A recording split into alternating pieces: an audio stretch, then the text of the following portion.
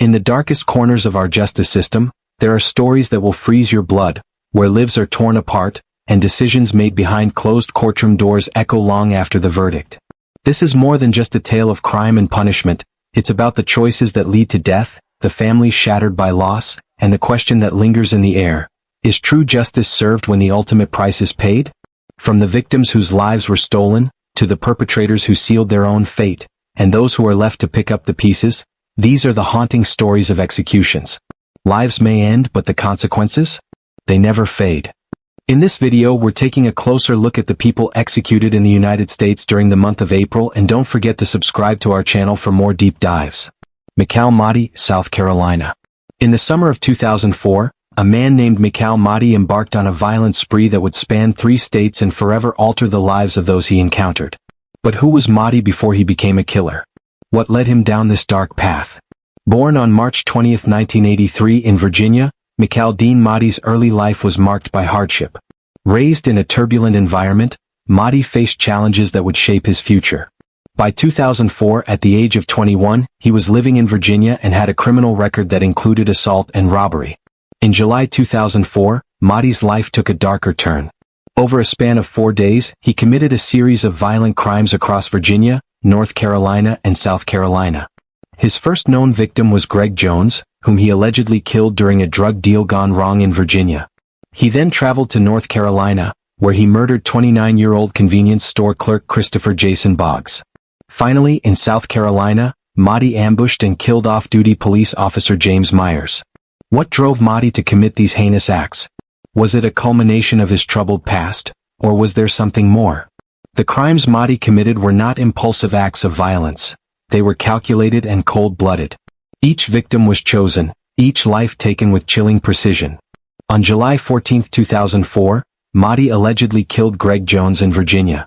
Following this, he traveled to Winston-Salem, North Carolina, where he murdered Christopher Jason Boggs during a robbery at a convenience store.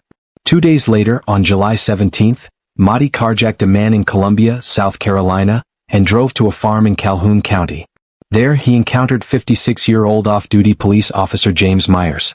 Mahdi ambushed Myers, shooting him multiple times before dousing his body with diesel fuel and setting it ablaze. Each crime was more brutal than the last. But what was Mahdi's motive? Was it robbery, revenge, or something deeper? As the bodies piled up, law enforcement agencies across 3 states began to connect the dots. But it wasn't until Mahdi was apprehended in Florida that the full extent of his crimes became clear. After the murder of Officer Myers, Mahdi fled to Florida, where he was arrested on July 21, 2004. Upon his arrest, he confessed to the murders in Virginia and North Carolina, as well as the murder of Myers in South Carolina. Investigators pieced together Mahdi's movements and crimes, leading to his extradition to South Carolina. There, he was charged with the murder of Officer Myers and other related crimes. The investigation revealed a pattern of violence and a man on the run. But what drove Mahdi to kill? Was it a desire for power, a need for control, or something else entirely? The trial of Mikal Mahdi was a spectacle that drew national attention. The prosecution painted him as a cold-blooded killer, while the defense argued that his troubled past contributed to his actions. In 2006, Mahdi was convicted of the murder of Officer Myers in South Carolina and sentenced to death. He was also convicted of the murder of Christopher Jason Boggs in North Carolina and sentenced to life imprisonment without the possibility of parole. Over the years, Mahdi's legal team filed numerous appeals, but all were denied. In 2025, after a 13-year hiatus, South Carolina resumed executions, and Mahdi's execution was scheduled. But how does one reconcile the death of a man who took so many lives? Is justice truly served, or is it merely an eye for an eye? On April 11, 2025, Mikal Mahdi was executed by firing squad at the Broad River Correctional Institution in Columbia, South Carolina. He was the second person to be executed by this method in the state since it was reinstated. Mahdi chose the firing squad over lethal injection and electrocution, citing concerns about the potential suffering associated with those methods. His final meal consisted of ribeye steak, mushroom risotto, broccoli, collard greens, cheesecake, and sweet tea. Witnesses reported that Mahdi cried out when the first shots were fired. He flexed his arms and groaned twice during the first 45 seconds after the bullets were discharged. He made a few gasps for air for about 80 seconds before falling motionless. An attending physician pronounced him dead at 6:05 p.m., fewer than 4 minutes after the shots were fired. The execution was swift, but the questions lingered. Was it justice or was it vengeance? And what does it say about us as a society? Mikal Mahdi's story is one of violence, redemption, and the complexities of justice. It's a reminder that every action has consequences, and that the line between right and wrong is often blurred. Was Mahdi's execution justified, or was it a tragic end to a troubled life? Let us know your thoughts in the comments below. Moises Mendoza case. In the quiet town of Farmersville, Texas, a young mother named Rochelle O'Neal Tollison had her whole life ahead of her. At 20 years old, she was a new mother to a 6-month-old daughter, Avery. But on March 18, 2004, her life was tragically cut short by a man she once knew. Born on January 20, 1984, Rochelle was known for her warmth and kindness. She had a close-knit family and a bright future. Her daughter, Avery, was the center of her world. Moises Mendoza, born on January 26, 1984 in Mexico, grew up in northern Texas. He attended grade school alongside Rochelle and was described as hardworking in his early years. However, as he got older, troubling behavior emerged. Neighbors recalled a disturbing incident in which he violently pinned down his mother and sister in their front yard. By 2003, Mendoza had a criminal record, including arrests for aggravated robbery. Just days before Rochelle's murder, he had attended a small party at her house. On that fateful day in March 2004, Mendoza abducted Rochelle from her home, leaving her infant daughter alone and unaware of the horror unfolding. Mendoza sexually assaulted Rochelle, then strangled her to death. He transported her body to a field behind his house, where he attempted to burn it to conceal evidence. Despite his efforts, dental records identified Rochelle's remains 6 days later. The community was in shock. A young mother was gone, and the search for answers began. Mendoza's arrest came after he confessed to a friend about the murder. The friend contacted authorities, leading to Mendoza's capture. During interrogation, Mendoza admitted to the crime but offered no clear motive. In 2005, Mendoza stood trial for the brutal murder of Rochelle Tollison. But how does one reconcile the death of a man who took so many lives? Is justice truly served, or is it merely an eye for an eye? On April 11, 2025, Moises Mendoza was executed by firing squad at the Broad River Correctional Institution in Columbia, South Carolina. Moises Mahdi's story is one of violence, redemption, and the complexities of justice. It's a reminder that every action has consequences, and that the line between right and wrong is often blurred. What do you think? Was Mendoza's execution justified, or was it a tragic end to a troubled life? Let us know your thoughts in the comments below. The Michael Tanzi case. Imagine it's just another workday. You've clocked out for your break, maybe grabbed a sandwich and retreated to your car for a few moments of peace.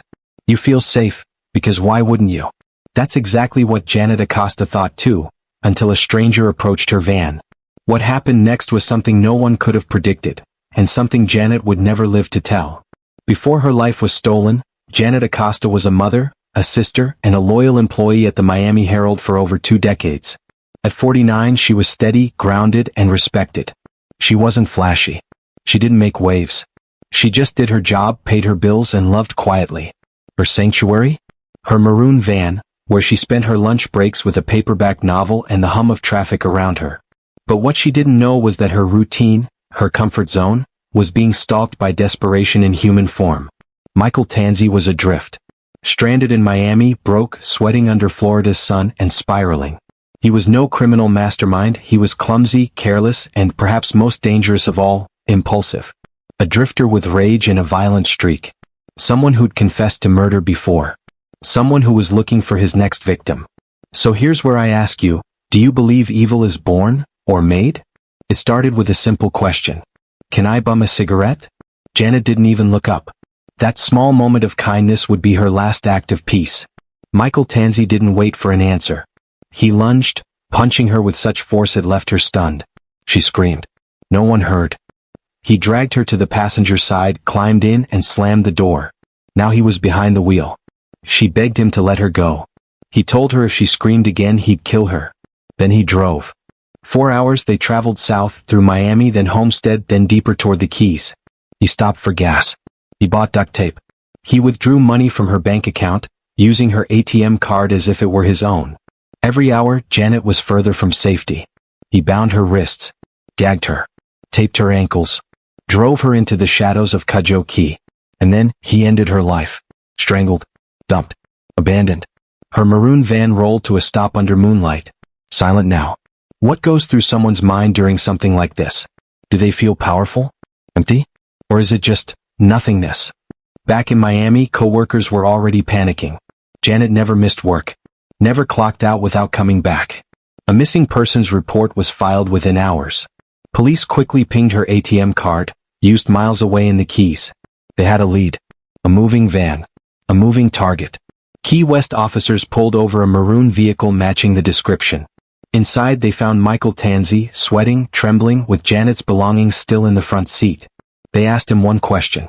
He didn't deny anything. Tanzi confessed. Not just to Janet's murder, but to another one in Massachusetts years prior. He described in horrifying detail how he strangled her, how she pleaded, how he zoned out. A search team followed his directions to a remote wooded area. There, in the brush, lay Janet. Lifeless. Bound. Taped. Tossed like trash.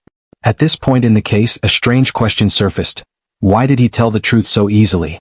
Was it guilt, or just ego? On the evening of April 8, 2025 at Florida State Prison in Stark, Michael Tanzi was executed by lethal injection for the 2000 murder of Janet Acosta. Despite last-minute appeals citing his morbid obesity and sciatica, the Florida Supreme Court denied these requests, and the execution proceeded as scheduled. Tanzi's final meal included a pork chop, bacon, baked potato, and ice cream. He met with a spiritual advisor before the execution. His last words, spoken softly, were, "I want to apologize to the family of Janet Acosta and Caroline Holder for taking their lives."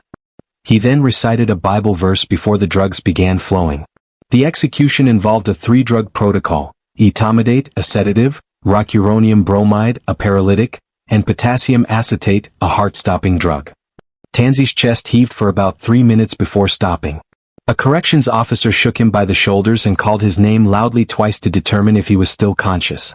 There was no response, and he was declared dead at 6:12 p.m. Following the execution, Janet Acosta's family expressed relief and a sense of closure. Her sister, Julie Andrew, who witnessed the execution, stated, "It's done. Basically, justice for Janet happened." However, not all family members supported the death penalty. Acosta's longtime partner, John Mulcahy, opposed the execution, stating, "I don't want to see the guy die. Both of us didn't think it did any good killing people off. What makes someone take another person's life? Is it survival? Trauma? Or just something darker? Would you ever feel safe again knowing someone like Michael Tanzi could exist in your town, your street, your world?" This wasn't just a crime. It was a disruption of ordinary life. A quiet woman, a calm moment, a break from work, and then horror. Was justice truly served? Or is it never enough? Let us know in the comments below. These stories are far from over. The choices made in these dark corners of justice still haunt those who lived them, and the echoes of their consequences ripple through the years. But now we want to hear from you. What do you think? Is justice truly served in the face of death, or does it leave us questioning everything we thought we knew about right and wrong? Share your thoughts in the comments below. Don't forget to like, subscribe, and hit the bell so you never miss a story that will make you question what you believe about justice. This is True Crime Files Network, where the stories that chill your soul come to life.